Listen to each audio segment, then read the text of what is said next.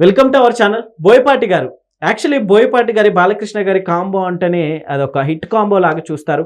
అయితే గడిచిన కొద్ది రోజుల క్రితం కాస్త ఫ్లాప్ అయిందనే టాక్ కూడా వచ్చింది. అయితే ఇక నిర్మాతలు కూడా అయినప్పటికీ క్యూ కడుతున్నట్టు కూడా తెలుస్తుంది. సో ఎవరు ఆ నిర్మాతలు ఒకసారి డిస్కస్ చేద్దాం. ప్రస్తుతం మనతో జర్నలిస్ట్ సినీ క్రిటిక్ జగదేవ్ గారు ఉన్నారు. ఇంటర్వ్యూలోకి వెళ్దాం. Hello sir. సార్ బోయపాటి గారి చుట్టూ నిర్మాతలు క్యూ కడుతున్నారు సార్. అంటే బోయపాటి శ్రీనారాయణ లాంటి వ్యక్తి అంటే కమర్షియల్ డైరెక్టర్, పక్కా కమర్షియల్ డైరెక్టర్. ఇప్పుడే కాదండి, ఇది ఆల్మోస్ట్ ఆల్ ఒక 16-17 సంవత్సరాల కిందట కూడా, అంటే ఇది సింహ లాంటి బ్లాక్ బాస్టర్ ఇచ్చినప్పటి నుంచి కూడా బోయపాటి పేరు ఇప్పటికీ తెలుగులో ఉన్న దిగ్దర్శకుల్లో మొదటి 5లో ఆయన ఉంటాడు ఇప్పుడు కూడా. ఆ హిట్ ఫ్లాప్తో సంబంధం లేకుండా. ఎందుకంటే ఆయన ఇచ్చే ఎలివేషన్స్, ఆయన ఇచ్చే యాక్షన్ పర్ఫార్మెన్స్. ఇప్పుడు చూడండి, అదే స్టంట్ మాస్టర్, అదే యాక్షన్ మాస్టర్ వేరే డైరెక్టర్కి ఎలా చేస్తాడో తెలియదు, కానీ బోయపాటి దగ్గరకు వచ్చేసరికి ఒక మెట్టు ఎక్కువ చేస్తాడు. ఎమోషను పీక్లో ఉంటుంది, ఎమోషన్ డ్రామా కానీ హింస కూడా పీక్లోనే ఉంటుంది. మొన్న అఖండలో త్రిశూలంతో కట్టవడం చూసారా? అఖండ 2, అఖండ 1లో ఎలాగుంది? కరెక్ట్గా సరిపోయిందా? ఆ అఘోర గెటప్కి చెప్పిన డైలాగ్స్కి కరెక్ట్గా సింక్ అయిపోయిందా? అంటే జనరల్గా బాలయ్య అనే వ్యక్తే ఒక 100 ట్రాన్స్ఫార్మర్లు అంత పవరు. అలాంటి బాలయ్య కొన్ని అతీంద్రియ శక్తులతో అఖండ లాంటి అఘోర క్యారెక్టర్ వేస్తే ఇంకెంత పవర్ ఉంటుంది? సో ఆ పవర్ని చూపించి ఆ పవర్ని మ్యాచ్ చేయగల దమ్మున్న దర్శకుడు బోయపాటి. ఎందుకంటే ఇప్పుడే కాదు, నేను శాటిలైట్ ఛానల్లో పనిచేసేప్పుడు కూడా మా సినిమా వింగ్ వాళ్ళందరూ కూడా మాట్లాడుకునేది ఏంటంటే, ఎప్పుడు కూడా పెద్ద దర్శకుల్లో కంపల్సరీ బోయపాటి పేరు ఉంటుంది అని అప్పట్లోనే అనుకునేవాళ్ళం. సో ఇప్పటికీ ఆయన క్యారీ చేస్తున్నాడు. ఇప్పుడు అఖండ బ్లాక్ బాస్టర్ అయింది, అఖండ 2 ఎందుకో అంతగా ఆడినట్టు అనిపించలేదు నాకైతే. అది కూడా బాగానే ఉంది అంటున్నారు. బట్ మధ్యలో స్కంద ఏదో వచ్చింది, అవును, అది హైపర్గా ఉంటుంది. ఇప్పుడు రాంపోతునేని హైపర్ యాక్టివ్ యాక్టర్ ఆయన. సో అటువంటి వాడితో కూడా తీసాడు, కానీ ఎందుకో మరి ఓవర్ అనిపించిందో జనాలకు నచ్చలేదో తెలియదు, కానీ ఆడలేదు. తర్వాత రామ్ చరణ్తో కూడా ఒక సినిమా తీశారు, 5 బ్రదర్స్, 5 అనాథలే కలిసి ఏదో సినిమా ఉంటుంది, కియారా అడ్వాణి హీరోయిన్గా. సో అది కూడా కొంచెం ఓవర్ వైలెన్స్ అయిందన్నారని చెప్పి సరిగ్గా ఆడలే. కానీ ఇప్పుడు సరైనోడు కానీ, తులసి కానీ, సింహ, లెజెండు, అఖండ, తులసి మన వెంకటేష్ గారి కెరీర్లోనే హైయెస్ట్ కలెక్షన్స్ గారి మూవీ అంట తులసి అప్పటికి. మరి ఎట్లా? సో అట్లా ఒక కమర్షియల్ ఎలిమెంట్ని అంత బాగా స్క్రీన్ మీద చూపించగల దిగ్దర్శకుడు అంటే మాత్రం బోయపాటి. మేబీ ఆయన మీద కూడా చాలా విమర్శలు ఉన్నాయి. అంటే కథ ఎవరో కథ తీసుకొచ్చి రాసి ఈయన పేరు వేసుకుంటాడు అని బట్ ఎంత కథ ఇచ్చినా కూడా ఆ కథకి న్యాయం చేయగల దర్శకుడు అంటే బోయపాటి. ఇప్పుడు నాకు ఆయన సినిమాలో అన్నిటికన్నా బాగా నచ్చేది సింహ ఒకటి బాగా నచ్చుతుంది, సరైన ఒకటి బాగా నచ్చుతుంది. అంటే పోలీస్ ఎక్కడ అంటే ఆ ఎలివేషన్ అనేది అంత అద్భుతంగా తీసుకెళ్ళి చూపిస్తాడు. చిన్న లైనే, చిన్న కాన్సెప్టే, కానీ దాన్ని టేకింగ్ అంటారు. అదే టేకింగ్ అనేది చాలా ఇంపార్టెంట్. ఇప్పుడు ఒకే స్టోరీ, ఇప్పుడు ఓల్డ్ వైన్ న్యూ బాటిల్ అండి, సేమ్ స్టోరీయే చేస్తారు అందరూ.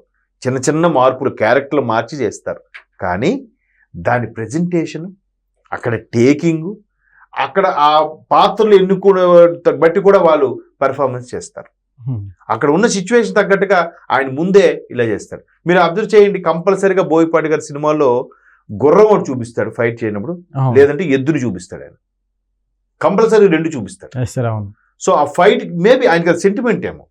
పైగా స్టార్టింగ్ బాబు రెడీ బాబు స్టార్ట్ కెమెరా యాక్షన్ అని అంటాడు. ఫస్ట్ ఆయనే కనిపిస్తాడు స్క్రీన్ మీద, అదొక సెంటిమెంట్ ఏమో ఆయనకి. సో ఇప్పుడు బాలయ్య గారితో ఏవైతే చేశాడో, ఆయన ఏమన్నాడు అన్స్టాపుల్ ప్రోగ్రామ్కి వచ్చినప్పుడు, బాబు మీరు ఓకే అంటే సింహ పార్ట్ 2 చేస్తా, లెజెండ్ పార్ట్ 2 చేస్తా, లేదా అఖండ పార్ట్ 2 చేస్తా. సరే అలాగే అనుకున్నారు. ఆ రోజు వేదిక మీద ఏదైతే ఇంటర్వ్యూలో మాట్లాడారో, సరే అఖండ పార్ట్ 2 చేసేద్దాం చేశారు.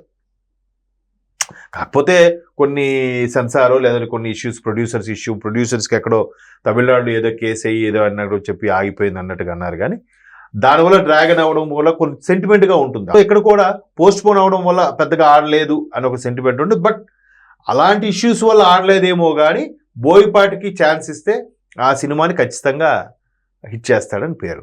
సో ఈ నేపథ్యంలో గాలి జనార్దన్ రెడ్డి అంటే మన కర్ణాటక మైనింగ్ పెద్ద ఇండస్ట్రియలిస్టు, మైనింగ్ తోపు, పైగా రాజకీయ నాయకుడు, బీజేపీ తరపున పనిచేసిన వ్యక్తి. వాళ్ళ అబ్బాయి రీసెంట్గా, ఆయన పేరు కిరీటి రెడ్డి, జూనియర్ అని ఒక సినిమా తీశాడు. శ్రీలీల, ఆయన బాగా శ్రీలీలతో పాటు ఈక్వల్గా స్టెప్స్ చేసే ప్రయత్నం చేశాడు. అంటే గొప్ప విషయమే. ఒక యంగ్ జనరేషన్ హీరో, బాగా ఇష్టం.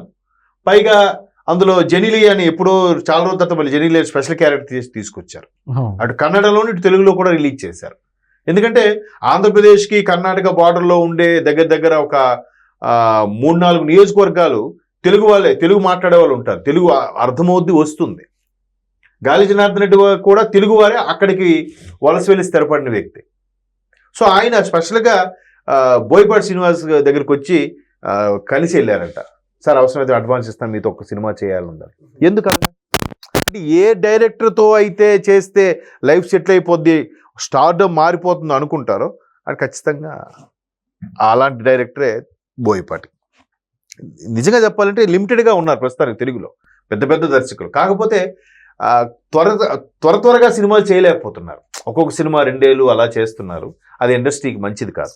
బట్ ఇప్పుడు కిరీటి, గాలి జనార్దన్ రెడ్డి గారు అంటేనే అప్పుడులో పెద్ద సెన్సేషన్ కదండి.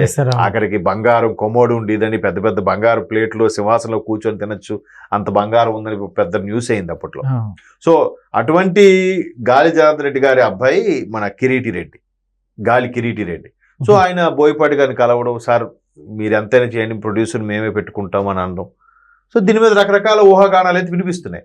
బట్ బోయపాటి గారు నెక్స్ట్ ప్రాజెక్ట్ ఏంటంటే మాత్రం ఒక బాలీవుడ్ సినిమా చేయాలని అనుకుంటున్నారు. ఎందుకంటే రీసెంట్గా గోపీచంద్ మల్లిని కూడా సరిడియల్తో ఎవరితో ఒక సినిమా, హిందీ సినిమా చేశాడు ఆయన.